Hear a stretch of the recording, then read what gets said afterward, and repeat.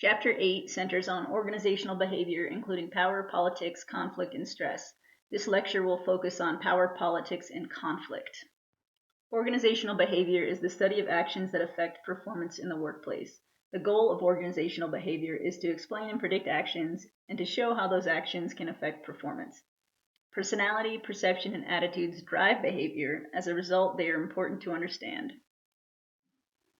In terms of personality, there are the big 5 personality traits which exist on 5 continuums. From introvert to extrovert, the extroversion trait. From cooperative to competitive, the agreeableness trait. From stable to unstable, the emotionalism trait. From dependable to not dependable, which is conscientiousness. And finally, willing to try new things and unwilling to try new things, which refers to openness to experience. Being self-aware about which personality traits are strongest will help managers effectively understand their own behaviors. Perception is the process through which we select, organize, and interpret information from the surrounding environment. It is influenced by 4 factors. Selectivity is when we choose to listen or ignore certain information that conforms to our existing mindset. Frame of reference is our bias of seeing things from our own point of view. Stereotyping is when we project the characteristics or behavior of one individual onto an entire group. And finally, expectations can lead to conflict, because if we have these expectations based on others' behavior and they don't conform to them, it could make us upset. Attitudes are positive or negative evaluations of people's, things, and situations. Our attitudes are formed based on our perceptions. As a manager, it is important to manage employee attitudes. The following 2 concepts illustrate manager influence on employee attitudes and expectations. For example, the Pygmalion effect is essentially the idea that management expectations impact employees. So if a manager has high expectations of employees, thinks that they're competent, then the employees will generally meet those expectations, and vice versa. If you have low expectations, the employee doesn't work that hard.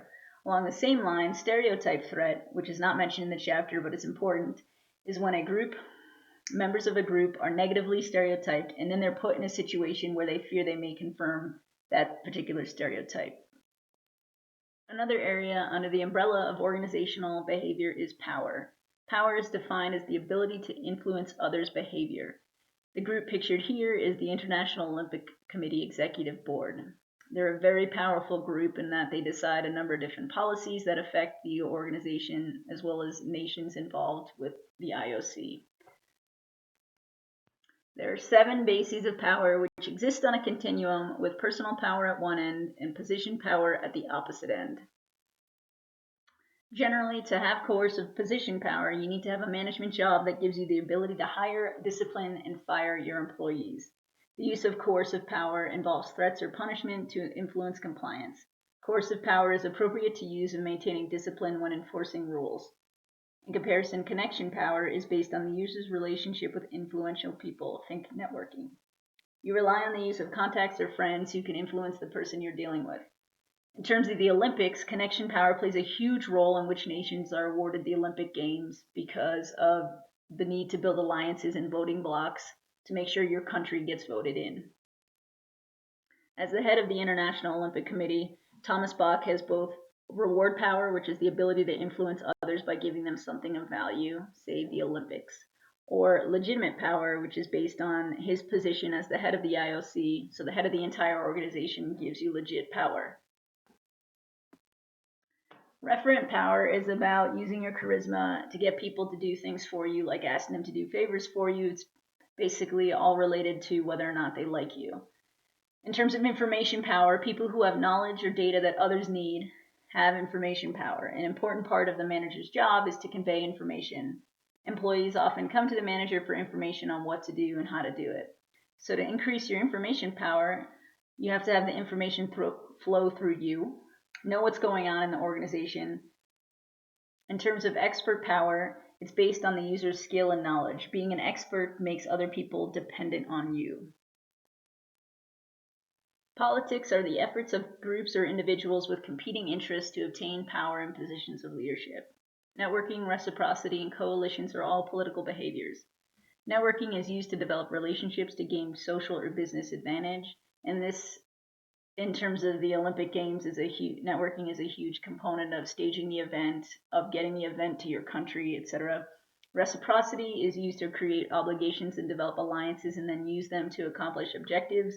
So within the Brazilian government, forming alliances and helping them get the games and bring them to Rio is really important. And then finally, coalitions are alliances of people with similar objectives who together have a better chance of achieving their objectives than they do by themselves. When conflict prevents groups from achieving organizational objectives, this is negative or dysfunctional conflict.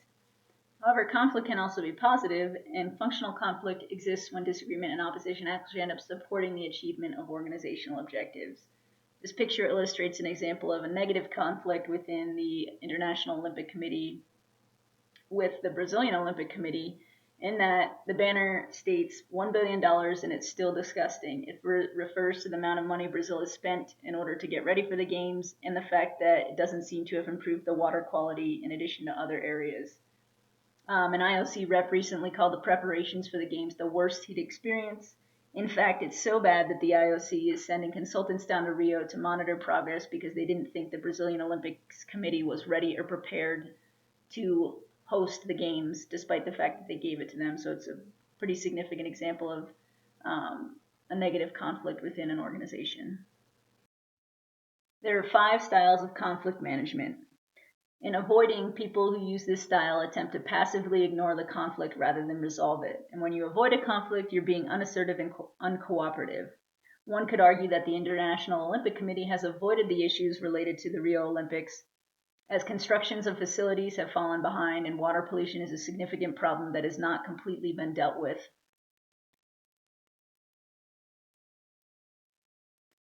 In terms of accommodation, the list of bullets on the slide illustrates the requirements of the IOC members while at the Games. They must be greeted by smiling, positive, welcome staff, start 2 weeks before the Olympics, no street vendors, air-conditioned rooms at 20 degrees, and must be able to speak fluent English or French and work up to 10 hours a day for 6 days a week. In this instance, the Brazilian Olympic Committee accommodates or satisfies the other party while probably neglecting their own needs during the Games. The advantage of the accommodating style is that relationships are maintained by doing things the other person's way. The disadvantage is that giving in may be counterproductive if the accommodating person or group has a better solution. People who use the forcing style attempt to resolve conflict by using aggressive behavior to get their own way. The advantage of the forcing style is that it can sometimes lead to better organizational decisions rather than compromised decisions that are less effective. The disadvantage is that overuse of this style leads to hostility and resentment towards its user. The riots regarding Olympic corruption in Brazil reflect a forcing style from both the protesters and the government. The protesters want to be heard and they feel that the Olympic Committee has clearly ignored them, so they're taking to the streets to protest, whereas the government is fighting back against protesters, thus forcing them to abide by the rules and laws. People who use the negotiation style attempt to resolve conflict through assertive give-and-take sessions. In the process of choosing spaces and sites for the events, the Brazilian Olympic Committee more than likely engaged in some sort of negotiations with businesses to determine who would build housing and event facilities. The advantage of the negotiating style is that conflict is resolved relatively quickly and working relationships are maintained. The disadvantage is that the compromise often leads to counterproductive results, such as suboptimal decisions. In terms of planning for the negotiation, first you need to research the other party that you're working with so that you know their background and you know what their goals may be. Set some goals for yourself. Try to develop options and trade-offs so that if you can't get one thing, maybe you can get something else. Anticipate questions and objectives and prepare answers for the other side. In terms of the actual negotiation itself, you want to develop rapport with the other group, so have a nice working relationship. Focus on obstacles, not the person, so try not to make the negotiation personal. Let the other party make the first offer. That puts you at an advantage so that you can see what they may want. Listen and ask questions and focus on meeting the other party's needs.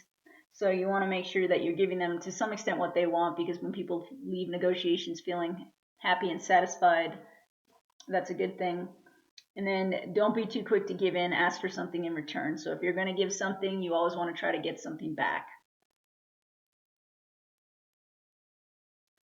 In the collaboration style, collaborators resolve the conflict by finding the best solution that's agreeable to all parties. Negotiation is often based on secret information that you don't always share with the other one. Like you know the expression, don't put your cards on the table. In a negotiation, you do not want to put your cards on the table, because that way the other group knows what you want and need and can take advantage of that. Whereas collaboration is based on open and honest communication. The advantage of the collaborating style is that it is often leads to the best solution. The disadvantage is that greater skill, more effort, and more time are required to resolve the conflict. You can use the collaborative model to solve conflict through the BCF framework. This describes a conflict in terms of behavior, consequences, and feelings. When initiating a conflict resolution using the collaborating style or the BCF model, use the following steps. Step 1, plan a BCF statement that maintains ownership of the problem. Planning is the first management function and the starting point of initiating a conflict resolution. Step 2, present your BCF statement and agree on the conflict.